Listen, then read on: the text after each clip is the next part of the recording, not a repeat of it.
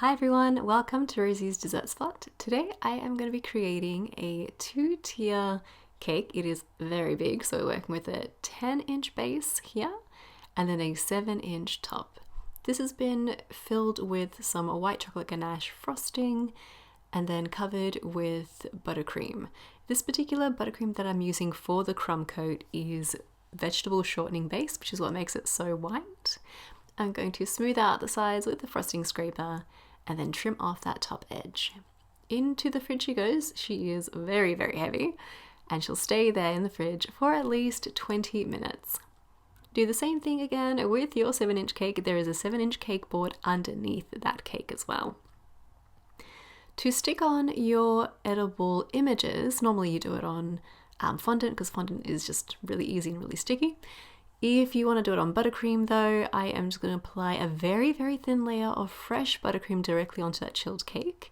I'm then going to apply my edible image and then use a fondant smoother to push out any potential air that's been trapped underneath and to also make sure that it's secured on all corners throughout the entire panel of edible image. This is a repetitive pattern. You can find these on most stock image websites. Usually you just buy like the license to use and they're not very expensive either.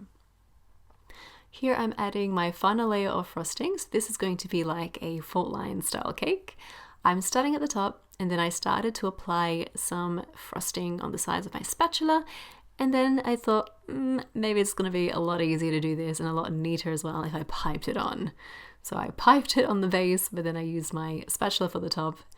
This is the result. They look more or less the same. I think the top did give a little bit more of a fun jagged effect. So I went in with my piping bag afterwards and I just added some spots here and there to make it a little bit more jagged. Into the fridge she goes to set. Notice I left that lip raised. We're going to cut that off later. And then this is my 7-inch cake and I'm following the exact same steps, matching it up and then trimming off the excess. Again, that life-saving fondant smoother to make sure that it's completely attached and all the air bubbles have been removed. Piping in my buttercream and then smoothing it out. As I go, there are little patches here and there missing. I fill that in with my piping bag and continue to smooth until I'm happy with the finish. After a good 20 minutes, my cake is ready to have the dowels inserted. These are plastic dowels that I'm using and I have them in a square formation, so I have 4 in total, trimming them to be flush for the very top of the cake. Here I am using some buttercream to stick my top tier on top. You can see there was a cake board underneath that. She is very heavy, oh my gosh, and I use that dowel so that I can lift it with my spatula but then hold it steady with that dowel, move it around. It just makes it so much easier when you have a dowel in the cake. Clear up the edge. I'm just using a nice hot tiny spatula.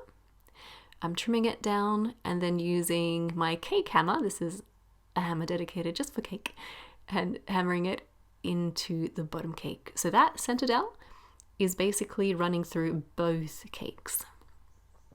Here I have some edible gold paint. This was just edible gold luster dust mixed with some vodka. You can use oil, vinegar, or lemon juice if you can't use alcohol. And then just brushing it along the fault line. And that's our cake.